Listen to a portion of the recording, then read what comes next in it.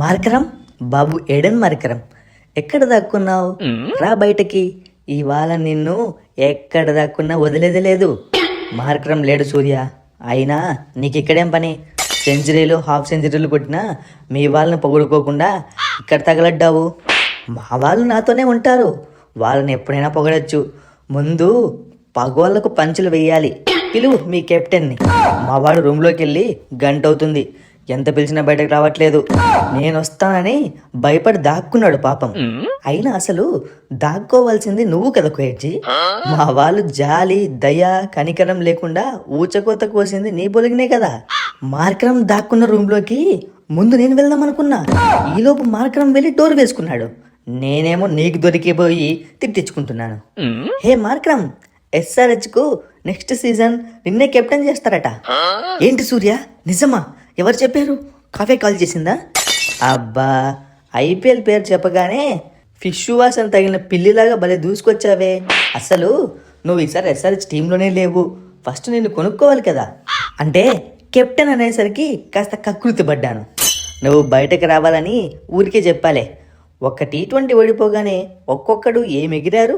మేము ఎగిరితే మమ్మల్ని ఎవడు కూడా అందుకోలేడు. అట్లుంటది మా దెబ్బ. ఇలాంటి తాటాకు చెప్పలకు భయపడే బ్యాచ్ కాదు మాది. ఇంకా ఒక T20 ఉంది కదా, అందులో గెలిచి మీ పొగరు దించుతా. అయినా మేము జస్ట్ మిస్ అయి ఓడిపోయామంతే, భారీ తేడాతో ఓడిపోలేదు.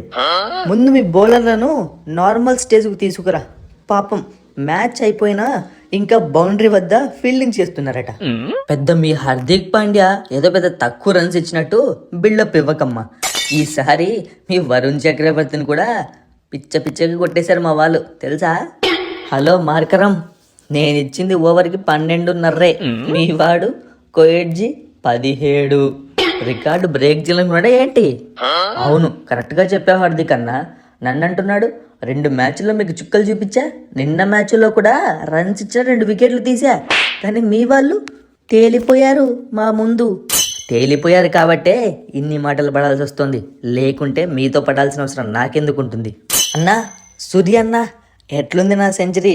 సౌత్ ఆఫ్రికా బౌలర్లను సావు దెబ్బ కొట్టిన. అబ్బా ఏం కొట్టినవరా తిలకు. నువ్వు ఒక 4 ఒక 6 కొడుతుంటే నాకు 3 మార్క్ డ్యాన్స్ చేయాలనిపించిందిరా. థ్యాంక్స్ అన్న.